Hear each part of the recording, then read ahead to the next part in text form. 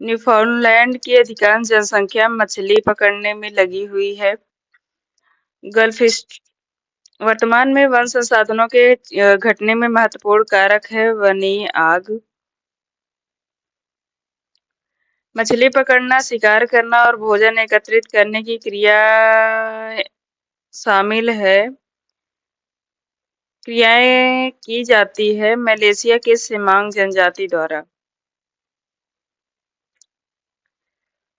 ये विषुवतरेखी पेटी दक्षिणी थाईलैंड, मलेशिया की पहाड़ी में निवास करते हैं। सेमांग लोग मुख्यतः शाकाहारी होते हैं। शाकाहारी भोजन में कमी आने पर उन्हें मछली पकड़ने के लिए बाध्य होना पड़ता है। भोजन एकत्र करने का कार्य महिलाएं करती हैं, परंतु कभी-कभी पुरुष भी सहयोग करते हैं। वेबर का औद्योगिक अवस्थिति मॉडल ब्रिटेन में बदलते अवस्थिति को वर्णित करने में सहायक है। जल, लौह इस्पात उद्योग। जर्मन अर्थशास्त्री अल्फ्रेड वेबर ने उद्योगों के स्थानीयकरण का सिद्धांत 1909 ईस्वी में अबरडेन स्टैंडर्ड इंडस्ट्रियल नामक पुस्तक में प्रकाशित की। दो प्रमुख सूती वस्त्र के कारखाने अगस्टा एवं अटलांटा जॉर्जिया प्रांत में स्थित है। यह यूएसए में स्थित है। संयुक्त राज्य अमेरिका सूती वस्त्र उद्योगों के दो प्रमुख प्रदेश हैं, दक्षिणी न्यू इंग्लैंड, दक्षिणी प्रदेश। दक्षिणी अपलेशियन प्रदेश में मध्य वर्जीनिया से लेकर मध्य अलाबामा तक लंबी पेटी में उद्योगों का विस्तार है, जिसमें जॉर्जिया में अगस्टा एवं अटलांटा प्रमुख सूती वस्त्र उद्योग हैं। कपास की प्रति हेक्टेयर उपज सर्वाधिक है यूएसए में। वर्तमान समय में कपास प्रति हेक्टेयर उत्पादन में प्रथम स्थान है, क्रमशः ऑस्ट्रेलिया, चीन एवं तुर्की। विश्व में निम्नलिखित में से कौन सा उद्योगों की अवस्थिति की सबसे अधिक उद्योगों को सबसे अधिक प्रभावित करता है? ये है कोयला। ब्राजील में सघन कॉफी बागान को कहा जाता है फैजेंडा। विश्व में अंगूर की खेती, बागवानी, कोसकीट पालन, रेशम उत्पादन बहुत विकसित हैं भूमध्य सागरीय क्षेत्र में। भूमध्य रेखा के दोनों ओर 30 से 40 अक्षांशों के मध्य महाद्वीपों के पश्चिमी भाग में भूमध्य सागरीय जलवायु पाई जाती है। यहाँ नींबू, अंगूर, संतरा, जैतून, अंजीर, खुबानी इत्यादि रसीले फलों का उत्पादन किया जाता है। यहाँ oak, walnut, chestnut, cypress, cedar आदि वृक्षों के ये क्षेत्र फेमस है। भूमध्य सागरीय क्षेत्र में अंगूर उत्पादन एवं रेशम कीट पालन के लिए विख्यात है। निम्नलिखित में से किसने संसार को बृहद कृषि प्रदेश में विभाजित किया? ह्यूटिलिसी महोदय ने। 1936 में डी ह्यूटिलिसी महोदय ने 13 कृषि प्रदेशों में विश्व को विभाजित किया। सीमांकन का आधार है फसलों एवं पशुओं का साहचर्य, कृषि उत्पादन विधि, कृषि भूमि में श्रम, पूंजी आदि के विनियोग, कृषि से उत्पादित पदार्थों के उपभोग का ढंग, कृषि कार्य में सहायक यंत्र, उपकरणों एवं आवास आदि संबंधी दशाएं। रॉयल जियोग्राफिकल सोसाइटी की स्थापना सबसे पहले ब्रिटेन में लंदन में हुई 1830 ईस्वी में। इसके संस्थापकों में भूगोल को ज्ञान की सबसे अधिक महत्वपूर्ण और मनोरंजक शाखा बताया था। इसमें विदेशी सदस्यों में जर्मन भूगोलवेत्ता हम्बोल्ट रिटर के नाम थे। सोसाइटी के सभाओं में भौगोलिक विषयों पर पत्र पढ़े जाते थे। इसके माध्यम से भौगोलिक ज्ञान का प्रसार हुआ। एंथ्रोपोजियोग्राफी के साथ रैडजेल ने प्रमुख योगदान दिया राजनीतिक भूगोल में।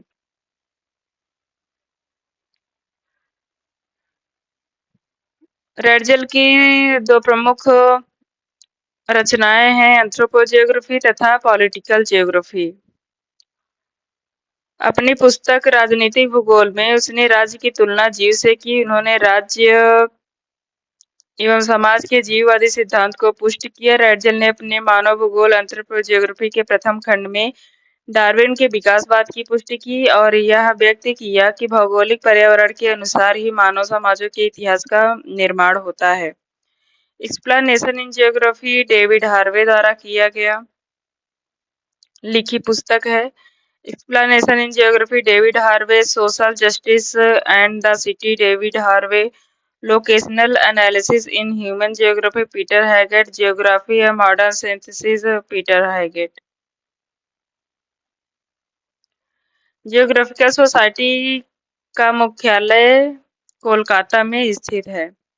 पार्थिव एकता के सिद्धांत का मूल सिद्धांत क्या है? भौगोलिक विकास।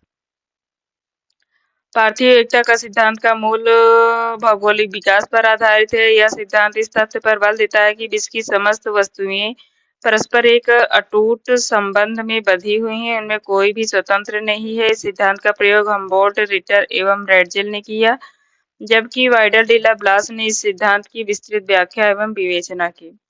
संपूर्ण पृथ्वी का घनत्व है 5.5। पृथ्वी के आंतरिक भाग में कितने मीटर पर तापमान में वृद्धि होती है? 32 मीटर पर प्रति डिग्री तापमान में वृद्धि होती है। कोर मध्य क्षेत्र में कौन सी लहरें प्रवाहित हो सकती हैं? प्राथमिक लहरें। पृथ्वी के किस गहराई पर ठोस पदार्थ तरलावस्था में पाए जाते हैं? 100 से 200 किलोमीटर की गहराई में एस्थेनोस्फीयर में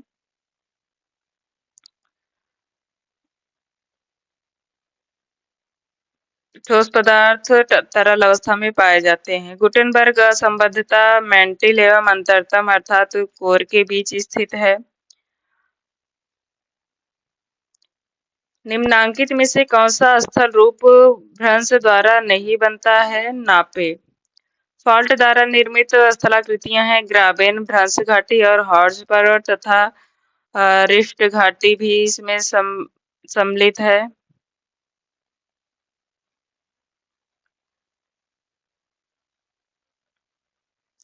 परिवलन मोड में जब एक भुजा दूसरी भुजा पर क्षैतिज दिशा में पड़ी होती है, जब अंतर्जात बल अधिक सक्रिय हो जाता है तो संपीड़न अधिक होने लगता है और परिवलन मोड की उल्टी हुई भुजा बहुत अधिक मुड़ जाती है, तो वलन अपने अक्ष पर टूट जाता है और मोड़ का एक भाग खिसक कर दूसरे पर चढ़ जाता है। इस दिशा में निचली परतें ऊपर आ जाती हैं। यदि खिंचाव जारी रहे तो ऊपरी वाली भुजा टूटकर दूर होने वाली भुजा के नीचे छेपित हो जाती है, जिनका टूटना भी शैलों से संबंध नहीं होता। इस प्रकार परिवलन की टूटी हुई भुजा दूसरे स्थान पर चली जाती है तो ग्रीवाखंड या नापे का निर्माण होता है।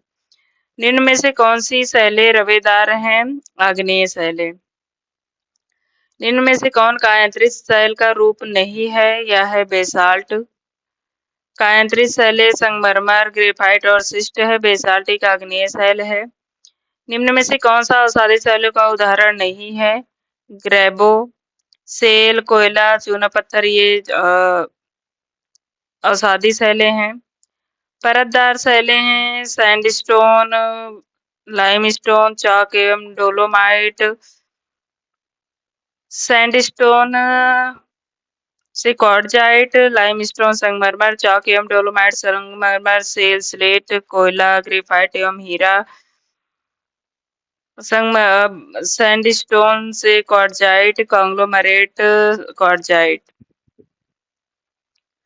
रिफ्ट घाटी किसका परिणाम है? यह फॉल्टिंग का परिणाम है। जब दो समानांतर भ्रंशों का मध्यवर्ती भाग नीचे धंस जाता है तो उसे द्रोणी या भ्रंश घाटी कहते हैं। जर्मन भाषा में इसको ग्राबेन कहते हैं। सर्वप्रथम ग्रेगोरी नामक भूगर्भ शास्त्री ने पूर्वी अफ्रीका की महान भ्रंश घाटी को देखकर भ्रंश घाटी शब्द का प्रयोग किया। ग्रेगोरी महोदय। भारत में सर्वाधिक भूकंपीय क्षेत्र हिमालय क्षेत्र है। विश्व में सर्वाधिक ज्वालामुखी पेटी परिप्रशांत महासागरीय पेटी है। इसे अग्निवलय पेटी भी कहा जाता है। इस मेखला में जापान का प्रसिद्ध ज्वालामुखी पर्वत फ्यूजियामा, फिलीपींस का माउंट ताल, माउंट मेयान, पिनाटुबो, यूएसए का सस्ता शास्ता, रेनियर एवं हुड और मध्य अमेरिका का चिम्बरेजो आदि सम्मिलित किए गए हैं। सर्वाधिक विनाशकारी ज्वालामुखी है पिलियन तुल्य ज्वालामुखी।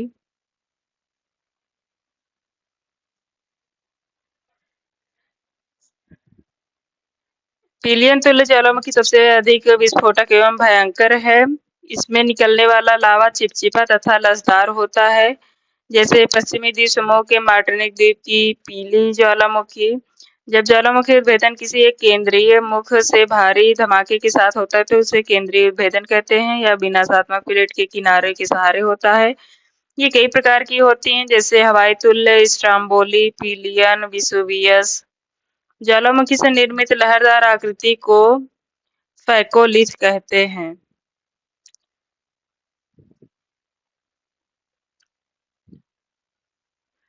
अपरदन चक्र की संकल्पना का सर्वप्रथम प्रकाश डालने वाले डेविस हैं। 1899 में इन्होंने ये संकल्पना दी। पेंक के अनुसार अपरदन चक्र की अंतिम अवस्था को इंड्रम्फ कहा जाता है। पेंक ने अपनी पुस्तक मॉर्फोलॉजिकल एनालिसिस ऑफ लैंडफॉर्म में अपरदन चक्र की संकल्पना का प्रतिपादन किया। पेंक के अनुसार भूदृश्य का निर्माण उत्थान की दर एवं कटाव की दर से निर्धारित होता है। पेंक ने अपने अपरदन चक्र के प्रारंभ होने के लिए एक निजी आकृति विहीन मैदान की कल्पना की, जिसे प्राइमरम्फ कहा। अंत में जो ये प्रारंभ में स्थलाकृति है, अंत में मैदान जो बनता है उसको इंड्रम्फ कहते हैं। यह पेनी प्लेन के समान है। नील नदी डेल्टा चापाकार डेल्टा है। जब नदी की मुख्य धारा द्वारा पदार्थों का निक्षेप बीच में अधिक और किनारे पर सक्रिय रूप में होता है तो चापाकार डेल्टा का निर्माण होता है। नील, राइन, होंगहो, इरावदी, वोल्गा, डेन्यूब, सिंध, गंगा इसके उदाहरण हैं। चापाकार डेल्टा का निर्माण मुख्य रूप से अर्ध शुष्क जलवायु वाले प्रदेशों में होता है। एक ठंडी स्थानीय हवा रोन घाटी में कभी कभी नीचे बहती है, उसे मिस्ट्रल कहते हैं।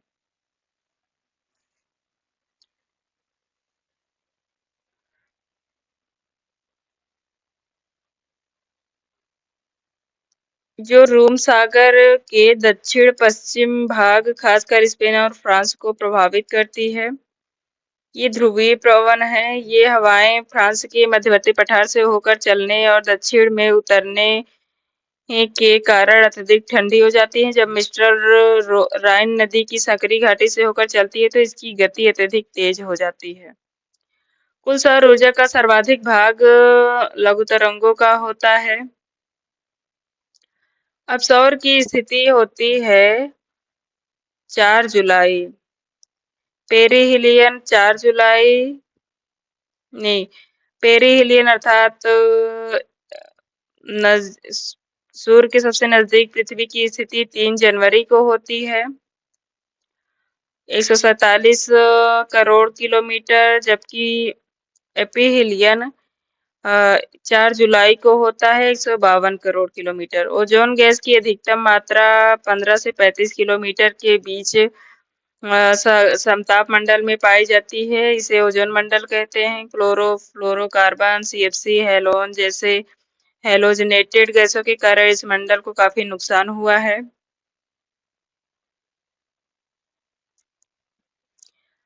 अभिवाहनिक व्युत्क्रमण होता है चक्रवात के समय। अभिवाहनिक व्युत्क्रमण चक्रवातों के समय उत्पन्न होता है, इसलिए इसे चक्रवाती प्रतिलोमन की संज्ञा दी जाती है। शीतोष्णकटिबंध में चक्रवातों के शीत वाताग्र में जब भारी एवं ठंडी वायु का गर्म वायु के प्रदेश में प्रवेश होता है तो अपनी भारीपन के कारण ठंडी हवा हल्की हवा को ऊपर धकेल कर ऊपर ला देती है। इससे तापीय प्रतिलोमन की स्थिति उत्पन्न हो जाती है।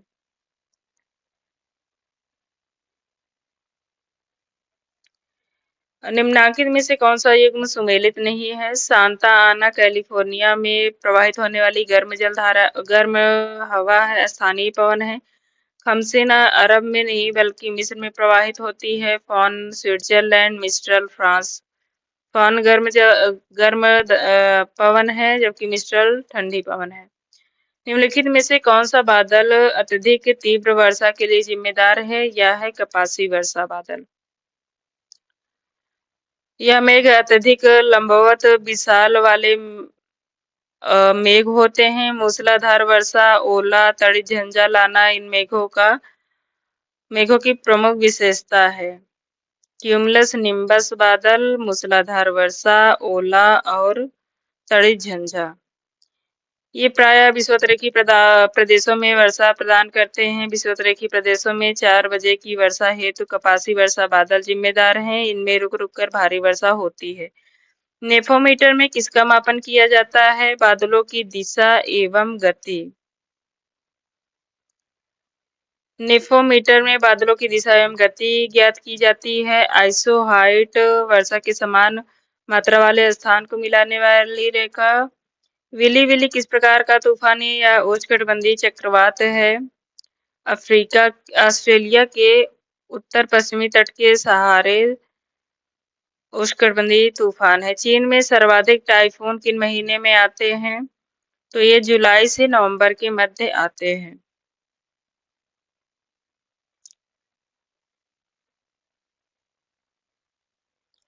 चीखती साठा किस तत्व की बोध है? उच्च वेगीय पछुआ पवन। निम्न में से कौन सी ग्रीन हाउस गैस नहीं है? आर्गन एक ग्रीन हाउस गैस नहीं है जबकि कार्बन डाइऑक्साइड, मीथेन और nitrous oxide green house gas हैं।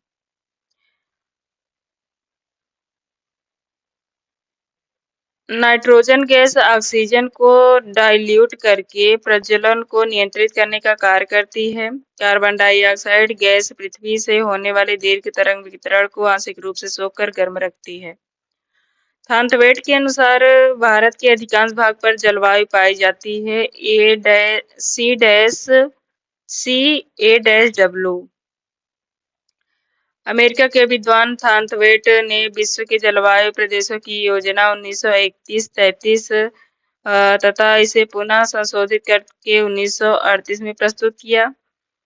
भारत के अधिकांश भाग में C-A-W प्रकार की जलवायु पाई जाती है। इस जलवायु में P सूचकांक 32 से 63, TE सूचकांक 128 से अधिक। इसमें जाड़े की ऋतु शुष्क होती है और इसका विस्तार प्रायद्वीप के अधिकांश भागों और गंगा मैदान के दक्षिणी भागों में पाया जाता है। चक्रवातों की आकृति नहीं होती है त्रिभुजाकार। चक्रवातों की आकृति होती है अंडाकार, गोलाकार और वेज आकार में।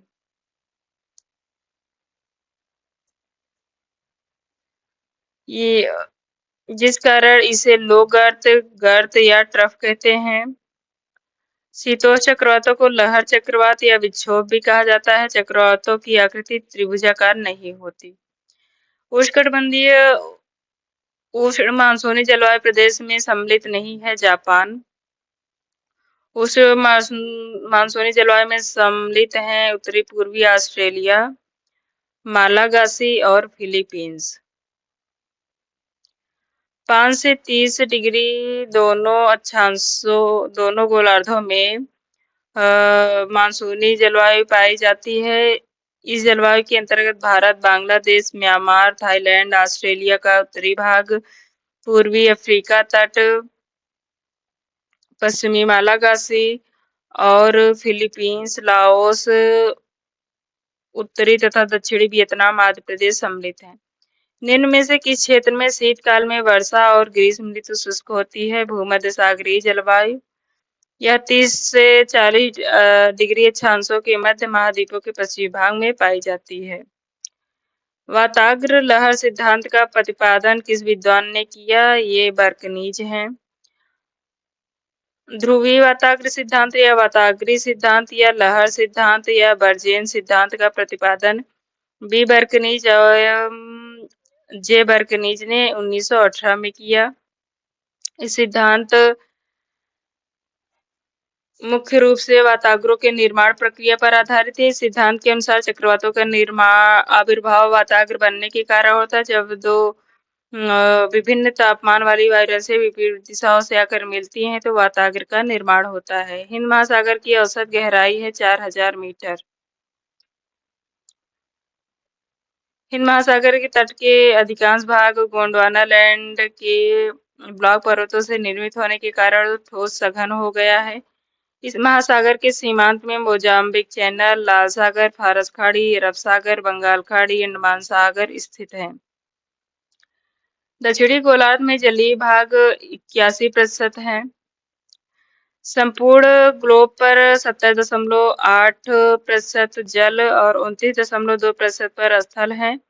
उत्तरी गोलार्ध में स्थल की प्रधानता पाई जाती है, इसीलिए स्थलीय गोलार्ध कहा जाता है। दक्षिणी गोलार्ध में 81% भाग जल से आवृत है, इसलिए जलीय गोलार्ध कहा जाता है। महासागरीय जल में लवणता घटती है जब भारी वर्षा होती है। लवणता में वृद्धि होगी वाष्पीकरण जब अधिक होगा, वर्षा का हवा का वेग अधिक होगा और आर्द्रता अधिक होगी।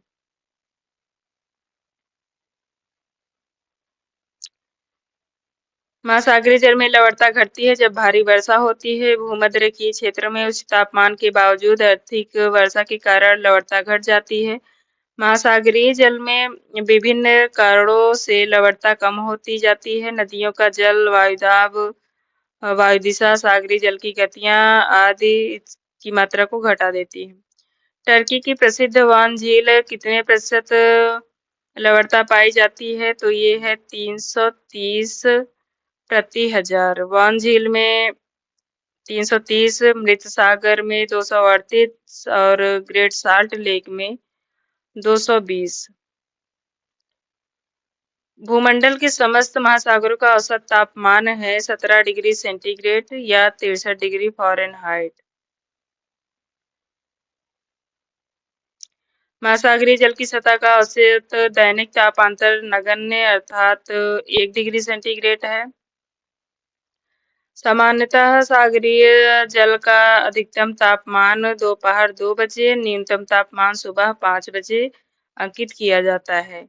निम्नांकित में से सबसे गर्म सागर कौन सा है? यह है लाल सागर।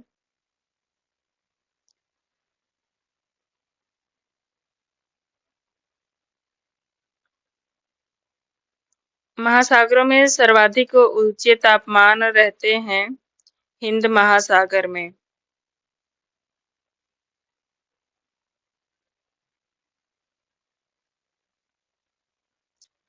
सर्वाधिक ऊंचे तापमान हिंद महासागर में पाए जाते हैं। औसत नहीं, औसत तापमान सर्वाधिक औसत तापमान प्रशांत महासागर का है। यह 19.1 डिग्री सेंटीग्रेड है। अन्य सभी महासागरों से अधिक है। हिंद महासागर का तापक्रम 17.03 डिग्री सेंटीग्रेड है। अटलांटिक का 16.91 है। हिंद महासागर में सीमांत एवं बंद सागर जैसे लाल सागर का तापक्रम 90 डिग्री फ़ारेनहाइट से 94 डिग्री फ़ारेनहाइट है। यदि महासागरों के औसत तापमान को लिया जाए तो प्रशांत महासागर होगा। यदि सर्वाधिक तापमान के संदर्भ में पूछा जाए तो हिंद महासागर होगा। जापानी लोग किस धारा को काली धारा कहते हैं? किरोशियो की गर्म धारा को काली धारा के नाम से जापानी लोग पुकारते हैं। इसकी तुलना फ्लोरिडा की धारा से की जाती है। इस धारा का प्रभाव लगभग 70 मीटर की गहराई तक पाया जाता है। निम्न में से कौन सी धारा अटलांटिक महासागर की धारा नहीं है? ये किरोशियो की प्रशांत धारा है। वो किरोशियो प्रशांत महासागर की धारा है। गल्फ स्ट्रीम, कनारी, वेंगुला अटलांटिक महासागर की धाराएं हैं। भारत में प्रवाल रचना पाई जाती है मन्नार की खाड़ी और अंडमान द्वीप समूह में। खंबात की खाड़ी और गोवा के तट नहीं पाई जाती है। सागरीय निक्षेपों का सर्वप्रथम विस्तृत अध्ययन मर्रे महोदय ने द्वारा किया गया। मॉरेन डिपॉजिट महासागरीय नितल पर एकत्रित होने वाले पदार्थों को कहते हैं। मरे महोदय ने सर्वप्रथम इसका विस्तृत अध्ययन किया। स्थिरता सिद्धांत में इसका विस्तृत वर्णन किया गया। ग्लोबिजेरिना पंख की अधिकतर किस महासागर में पाई जाती है? तो ये है प्रशांत महासागर। ग्लोबिजेरिना पंख की उत्पत्ति चूनायुक्त जीवों के अस्थिपंजरों से होती है। यह पंख 2000 से 4000 मीटर की फैथम की गहराई तक मिलते हैं। प्रशांत महासागर में 885 लाख वर्ग किलोमीटर, अंध महासागर में 385 और 325 हिंद महासागर में। प्रवाल के विकास के लिए अनुकूल समुद्री तापमान है 20 डिग्री सेंटीग्रेड। जीवमंडल शब्द का सर्वप्रथम व्यापक प्रयोग वर्नाडस्की द्वारा किया गया। बायोस्फीयर सामान्य रूप से पृथ्वी सतह के चारों ओर व्याप्त एक आवरण होता है जिसके अंतर्गत वनस्पति पशु जीवन बिना किसी रक्षक साधन के संभव होता है। बायोस्फीयर शब्द का सर्वप्रथम प्रयोग वर्नाडस्की महोदय ने 1919 में किया। विभिन्न पादपों में कितने प्रतिशत जल का अंश पाया जाता है? 60 से 98%। सामान्यतः मृदा में कितने प्रतिशत खनिज पदार्थ तथा जल का प्रतिशत होता है? मृदा में खनिज पदार्थ 40%, जल 25%। मृदा के गठन में निम्नलिखित पदार्थ पाए जाते हैं। ह्यूमस लगभग 5 से 10%, खनिज 40 से 45%, मृदा जल 25% और मृदा वायु 25%। जल और वायु 25-25%, ह्यूमस 10%, खनिज पदार्थ 40 से 45%। सबसे ज्यादा खनिज पदार्थ। जीवों में सम्मिलित प्राणी व वनस्पति हैं। मानवीय क्रियाकलापों में सबसे अधिक प्रभावित जीवोम है विषुवतरेखी वन जीवोम। प्राणी भौगोलिक प्रदेशों के विभाजन का श्रेय वलेस महोदय को दिया जाता है। उन्होंने 1876 में इसका विभाजन किया। भारतीय उपमहाद्वीप किस प्राणी भौगोलिक प्रदेश में आता है? यह है ओरिएंटल। मानवीय क्रियाएं अनुकूलित हैं और कभी-कभी जीव भौतिक वातावरण से निर्धारित होते हैं। यह सिद्धांत नियतिवादी है। किस विद्वान ने जलवायु को ही मानव संस्कृति का कारक और द्योतक माना है? हंटिंगटन ने। मानव भूगोल के सिद्धांत नामक पुस्तक 1920 में हंटिंगटन महोदय ने लिखा। जनांकीय मॉडल के अनुसार किस अवस्था में मृत्यु दर में कमी और जन्म दर में कोई परिवर्तन नहीं आता? द्वितीय अवस्था है। इसमें जनसंख्या विस्फोट की स्थिति पाई जाती है, उससे संसाधनों की गतिशीलता के प्रयास अधिक हो जाते हैं। वर्तमान मानव का आगमन पृथ्वी पर किस युग में हुआ? टर्शियरी युग में, 10 लाख वर्ष पूर्व। जनांकीय संक्रमण है जन्म दर मृत्यु दर में समय के साथ होने वाला परिवर्तन।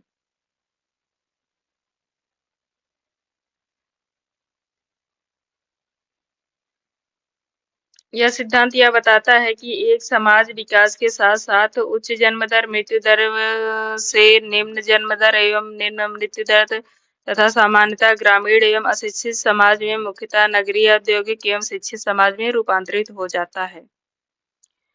विश्व के संपूर्ण धरातलीय क्षेत्र का कितने प्रतिशत भाग कृषि योग्य है?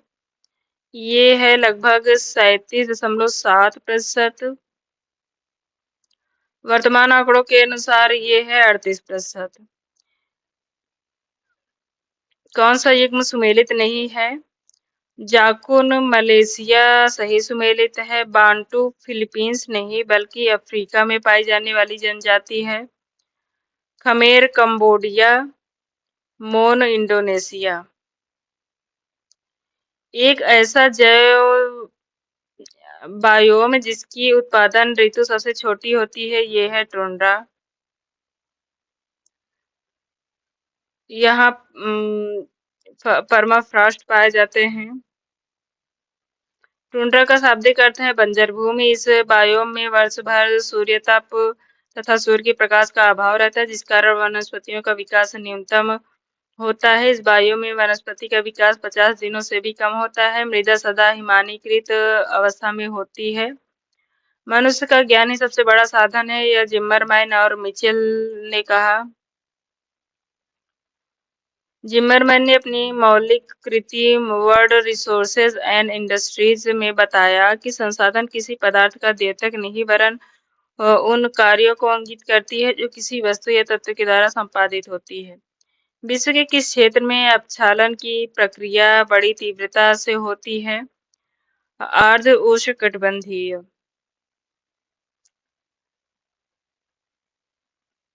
विश्व के अर्ध उष्णकटिबंधीय क्षेत्र में अत्यधिक वर्षा से अपक्षालन की प्रक्रिया बड़ी तीव्र गति से होती है। पौधे की उपज के लिए कौन सी मृदा सबसे अच्छी है? दिया है दोमट मृदा।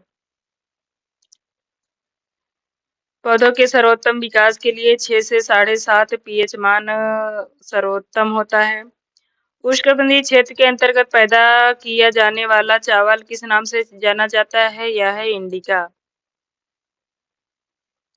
चावल एक उष्णकटिबंधीय फसल है, ओरिजा सटाइवा, जिसे एशिया के चावल के रूप में जाना जाता है। इसकी 2 प्रजातियां हैं, जैपोनिका जो पूर्वी एशिया के शीतोष्णकटिबंधीय क्षेत्रों में उगाया जाता है, इंडिका उष्णकटिबंधीय क्षेत्र में उगाया जाता है। भारत में चावल की 3 फसलें उगाई जाती हैं, अमन शीतकाल, औस शरद काल, बोरो ग्रीष्मकाल में उगाया जाता है। भारत में किस किस्म की कॉफी उगाई जाती है? तो ये है अरेबिका। कहवा की प्रमुख किस्मों में अरेबिका एवं रोबस्टा प्रमुख है। इसमें अरेबिका ऊंचाई के भागों में 55 से 60% भाग कहवा का क्षेत्र पाया जाता है। रोबस्टा का क्षेत्र निचले भागों में पाया जाता है, यह लगभग 40% भाग पर उगाया जाता है। भारत में अरेबिका कॉफी अत्यधिक मात्रा में उगाई जाती है। गेहूं के बीज बोने, अंकुरण और प्रारंभिक विकास के लिए 10 डिग्री सेंटीग्रेड की आवश्यकता होती है और बढ़ते समय 15 डिग्री सेंटीग्रेड, पकते समय 20 डिग्री सेंटीग्रेड।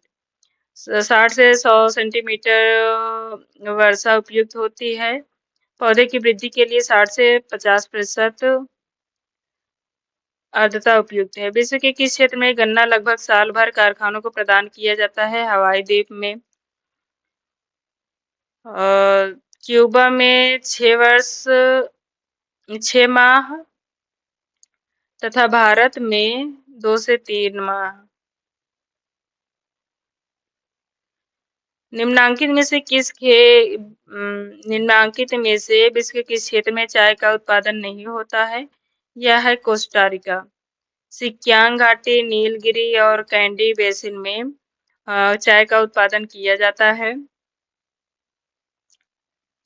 यह चाय एक नकदी फसल कोकोआ के लिए नहीं, कोस्टारिका एक नकदी फसल कोकोआ के उत्पादन के लिए जाना जाता है।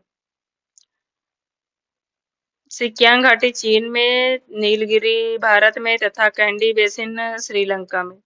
उलांग किस किस्म की चाय का उत्पादन उलांग किस्म की चाय का उत्पादन ताइवान में किया जाता है। चाय में थीन नामक तत्व पाया जाता है। ताइवान उलांग कृषि के लिए फेमस है। निम्न में से कौन गेहूं का सबसे बड़ा निर्यातक है? यूक्रेन। वर्तमान समय में मुख्य निर्यातक देश हैं रूस, यूएसए, कनाडा, फ्रांस और यूक्रेन। निम्नांकित में से ऊनी वस्त्र उद्योग का प्रमुख केंद्र है बोस्टन।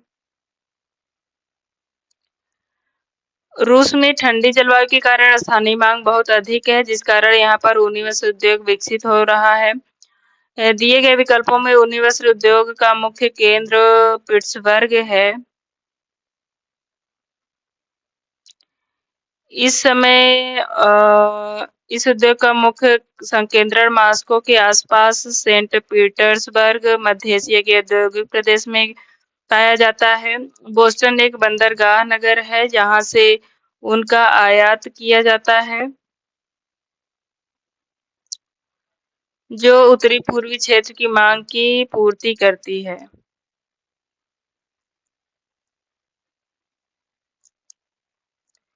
फुसुन नगर में कौन सा उद्योग स्थापित है?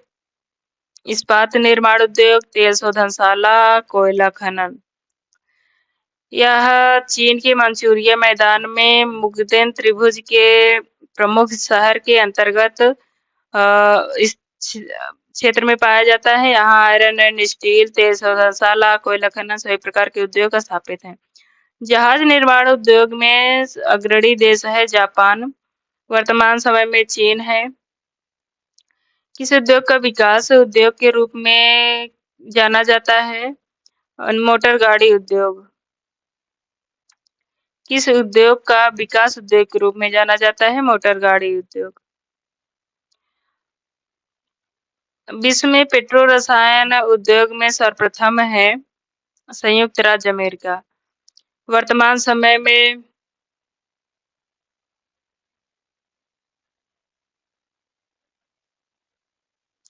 चाइना इसमें सर्वप्रथम है।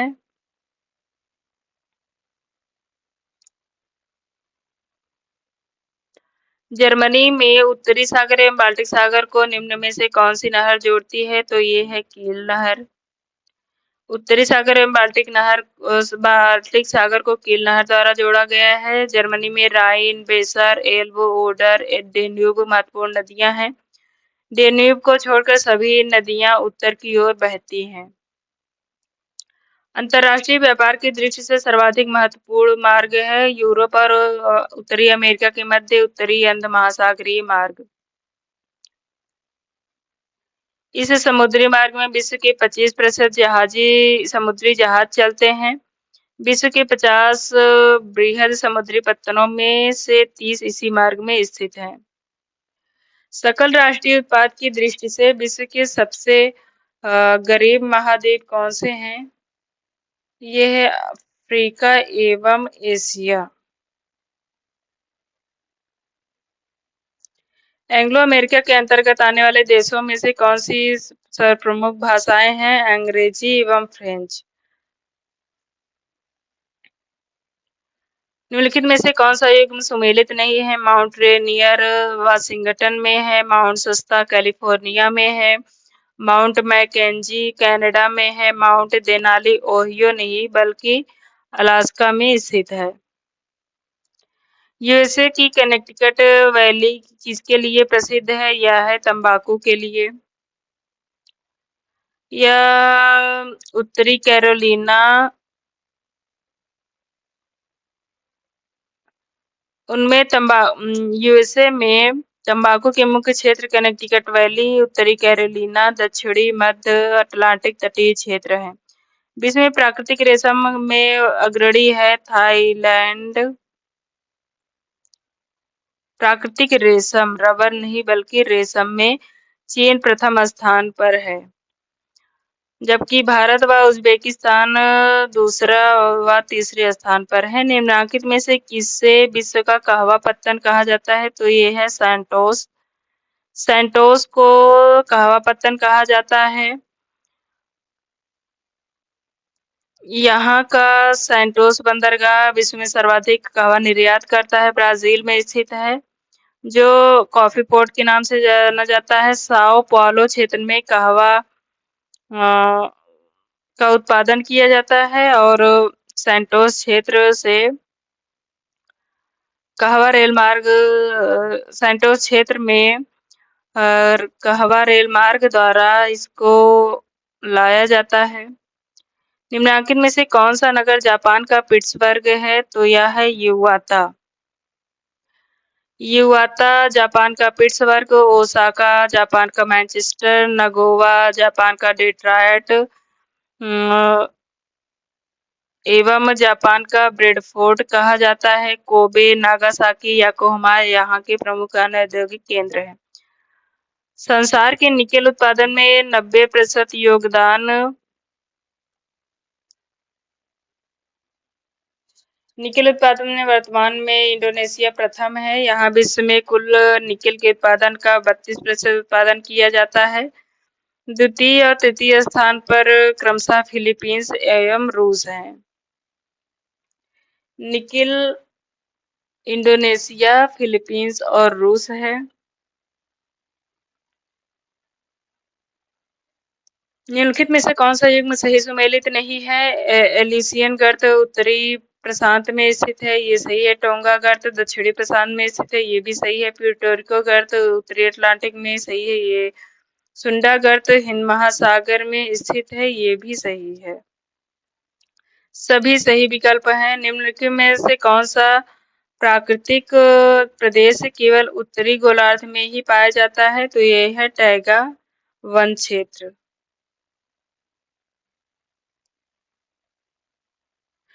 टैगा जलवायु उत्तरी गोलार्ध में 50 से 65 डिग्री अक्षांशों के मध्य पाए जाते हैं। प्रदेशों का विस्तार उत्तरी अमेरिका के मध्य, कनाडा, यूरोप के स्वीडन, दक्षिणी फिनलैंड, पोलैंड, पश्चिमी रूस और साइबेरिया में पाया जाता है। यह अत्यधिक ठंडी होती है। इस वायु में सबसे अधिक मुलायम लकड़ी होती है, जिसका आर्थिक महत्व है। विश्व की सबसे लंबी समुद्र सुरंग कौन सी है? होक्काइडो और होन्शू। यह सुकन सुरंग है जो होक्काइडो को होन्शू द्वीप से जोड़ती है। इसे सुगारू जल संयोजक या जल डमरू मध्य से एक सुरंग द्वारा बनाई गई है। जापान की प्रसिद्ध बुलेट रेल के द्वारा योकोहामा, नागोया, क्योटो, ओसाका, ओकाहामा, हिरोशिमा आदि को होक्काइडो की राजधानी सप्पोरो से जोड़ा गया है। किम्बरले एक हीरे की खदान है जो दक्षिणी अमेरिका में स्थित है।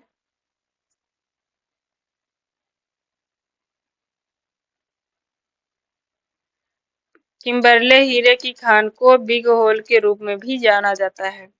चीन का सर्वाधिक उद्योगों वाला नगर है शंघाई। चीन का क्षेत्रफल लगभग संपूर्ण यूरोप के क्षेत्रफल के बराबर है। साम्राज्य विस्तार की नीति के कारण चीन को एशिया का अजगर कहा जाता है। चीन में सभी उद्योग पूर्ण रूप से विकसित हैं। सर्वाधिक उद्योगों वाला शहर शंघाई है। यहाँ आयरन एंड स्टील, सूती वस्त्र, रेशम वस्त्र पूर्ण रूप से विकसित है। भारत का क्षेत्रफल है 32,87,263 वर्ग किलोमीटर, 2.43% भाग है विश्व का। रूस, कनाडा, चीन, अमेरिका, ब्राजील, यूएसए प्रथम 6 सर्वाधिक क्षेत्रफल वाले राज्य हैं, देश हैं। समुद्र तल से ऊंचाई और दर्रे। पीर पंजाल की ऊंचाई 3,494 है। बुर्जिल दर्रे की ऊंचाई 4,199। धौलाधर की ऊंचाई 3,812 है। बनिहाल की 2,832। कोसी नदी किस नदियों की मिलने से बनती है? सोन, अरुण और तामूर।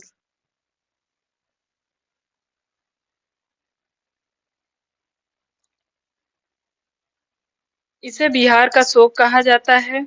कोसी एक पूर्ववर्ती नदी है जिसका उद्गम तिब्बत में माउंट एवरेस्ट के उत्तर में है। यहाँ से इसकी मुख्य धारा अरुण निकलती है।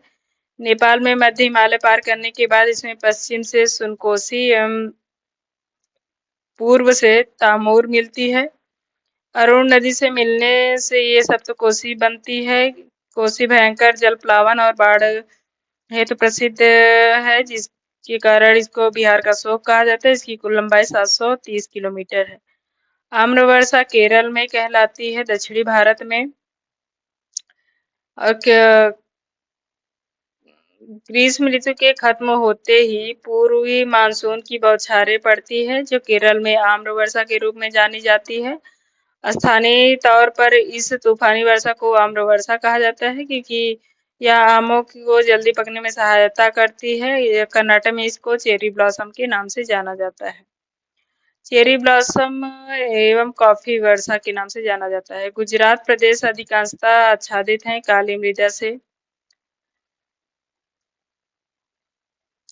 भारत में प्रति व्यक्ति वन क्षेत्रफल की उपलब्धता है 0.09 हेक्टेयर।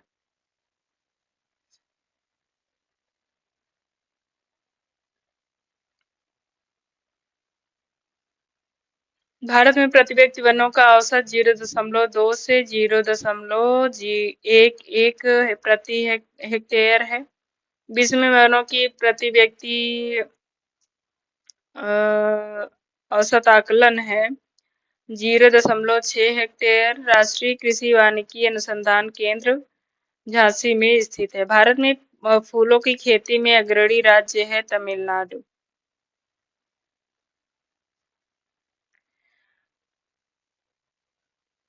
अग्रणी राज्य हैं तमिलनाडु, कर्नाटक और आंध्र प्रदेश। साल के वृक्ष संकेंद्रित हैं मध्य प्रदेश में।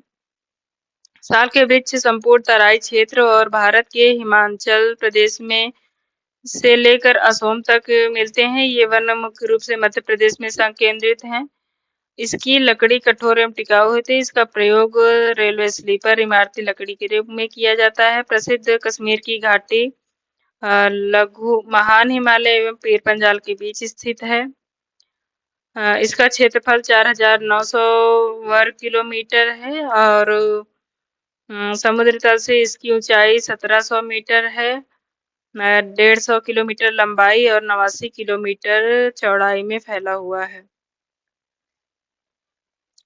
कयाल किस प्रदेश में पाए जाते हैं? ये केरल में बैक वाटर है। इसको वेटलैंड घोषित किया गया है। कोल्लम जिले में पाया जाता है। भारत में आर्थिक दृष्टि से पिछड़े दो किंतु संसाधन समृद्ध क्षेत्र हैं, छोटा नागपुर पठार और बस्तर।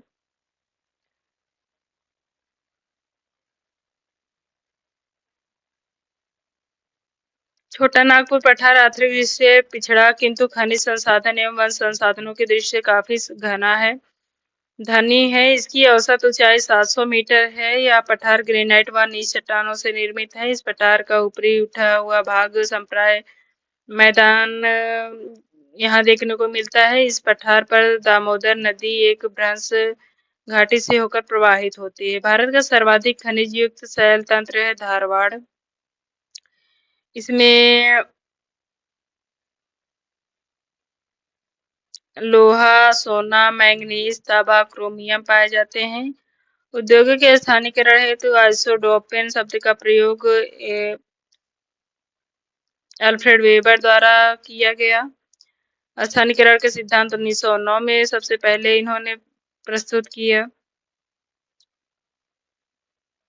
आइसोडोपेन परिवहन के दृष्टिकोण से सर्वोत्तम बिंदु से हटने पर जिन जिन वस्तुओं पर परिवहन खर्च की इकाई में वृद्धि होती है तो उसे मिलाने वाली रेखा को आइसोडोपेन कहते हैं। कौन सा सुमेलित नहीं है? मैग्नीसाइट, चौक की पहाड़ी, क्यानाइट, सराइकल, हीरा कुरनूल, यूरेनियम गुलबर्ग। मैग्नीसाइट चौक की पहाड़ी में मिलता है। क्यानाइट सिंह भूमि में पाया जाता है। हीरा कुरनूल, यूरेनियम गुलबर्ग। रुद्र सागर, लकवा, बदरपुर, अंगूरी तेल क्षेत्र किस राज्य में पाए जाते हैं? ये है असम में। रुद्र सागर, लकवा, बदरपुर, अंगूरी तेल क्षेत्र। रुद्र सागर क्षेत्र में रुद्र सागर 1961, लकवा 1965 प्रमुख उत्पादक केंद्र हैं, जिनमें प्रतिवर्ष लगभग 10 लाख टन तेल निकाला जाता है। एशिया का सबसे बड़ा पवन फार्म कहाँ स्थित है? यह है मुप्पंडल, तमिलनाडु में। इसे 1986 में यह कार्यरत है। इसकी पवन फार्म की क्षमता 1500 मेगावाट है। एक प्राकृतिक क्षेत्र की समानता है जलवायु और प्राकृतिक वनस्पति। प्राकृतिक प्रदेश में जलवायु और प्राकृतिक वनस्पति की समानता होती है। इस प्रदेश में एक समान जलवायु है। जिस प्रदेश में एक समान जलवायु है वहाँ प्राकृतिक क्षेत्र भी एक समान ही देखने को मिलता है। स्टेंसियस है अर्जेंटीना में बड़े कृषि फार्म।